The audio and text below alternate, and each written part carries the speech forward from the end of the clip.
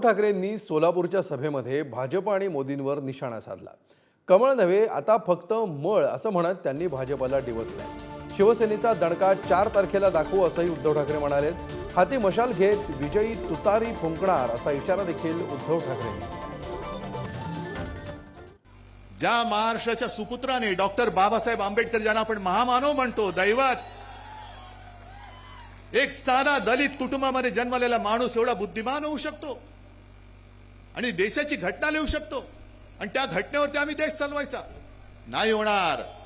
महाराष्ट्राच्या सुपुत्रांनी लिहिले, एका साध्या माणसाने लिहिलेली घटना मोदीजी तुम्ही त्याच्यासाठी म्हणून तुम्ही बदलायला निघालेले आहे। पण तुम्हाला काय वाटतं, तुमच्या एकट्याच्या डोक्यात आलं म्हणून काय देशाच्या डोक्यात येईल?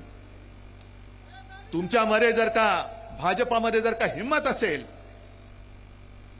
तर ज्या घटनेवरती हात ठेवून तुम्ही शपथ घेतली त्या घटनेला ती घटना मोडण्यासाठी पुन्हा हात लावून बघा, संपूर्ण देश पेटून उठल्याशिवाय राहणार नाही। या मशाली पेटल्या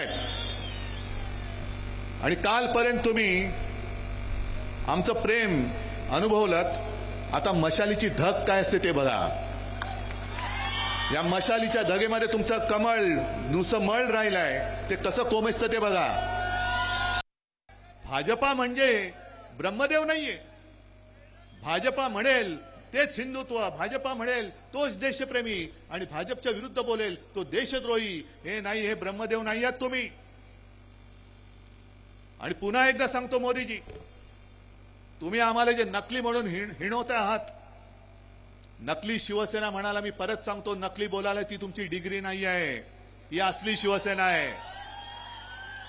आणि या शिवसेनेचा दणका काय असतो तो तुम्हाला 4 जूनला महाराष्ट्राच्या मतपेट्या उघडल्यानंतर कळेल।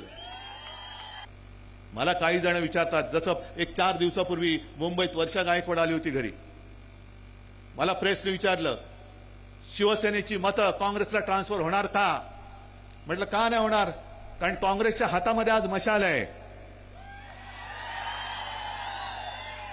त्याच्यामुळे हातामध्ये मशाल घेऊन आम्ही विजयाची तुतारी फुंकणार आहोत।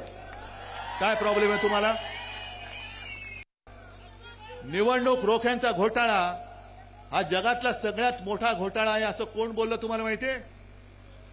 निर्मला सीतारामन ज्या अर्थमंत्री होत्या, त्यांचे पती परकला प्रभाकर, त्यांनी सांगितलं की निवडणूक रोखे हा जगातला सगळ्यात मोठा घोटाळा आहे आणि त्यांनीच त्याला नाव दिलंय मोदी गेट।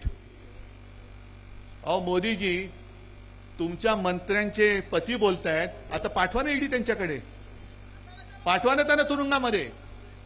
आणि त्याच्या पलीकडे जाऊन सांगतो, जर कोर्टाने हा घोटाळा उघड केला नसता, आणखीन 10,000 कोटीचे रोखे छापून तयार ठेवले होते, आणखीन देश लुटायला यांनी तयार ठेवला होता।